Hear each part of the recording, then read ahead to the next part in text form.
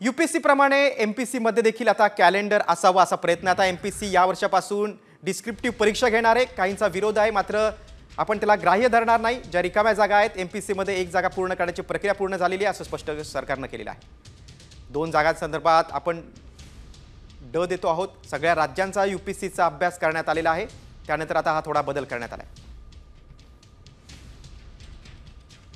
आपण अधिक माहिती घेऊ। आमचे प्रतिनिधी सूरज मसूरकर फोनद्वारे जोडले गेले आहेत। सूरज, यूपीएससी प्रमाणेच एमपीसी मध्ये देखील आता कॅलेंडर असणार आहे, हा बदल होणार आहे महत्त्वपूर्ण।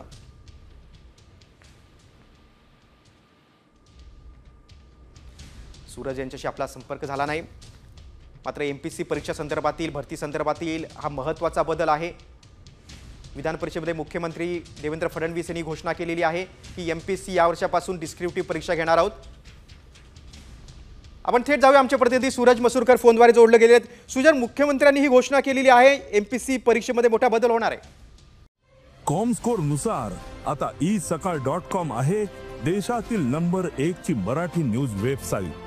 प्रत्येक अपडेटसाठी isakal.com ला नक्की भेट द्या।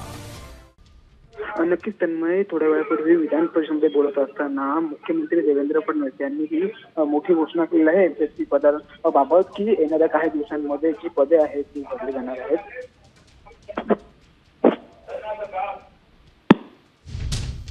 सूरज, तुम्ही माहिती दिलीत त्याबद्दल धन्यवाद। विधान परिषदेमध्ये मुख्यमंत्री देवेंद्र फडणवीस यांनी याबाबतची घोषणा केलेली आहे।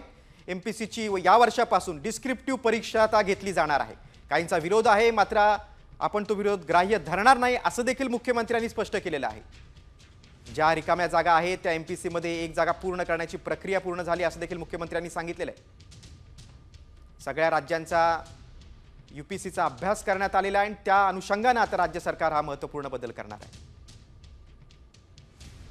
विधान परिषदेमध्ये मुख्यमंत्री देवेंद्र फडणवीस यांनी या संदर्भात माहिती दिलेली आहे।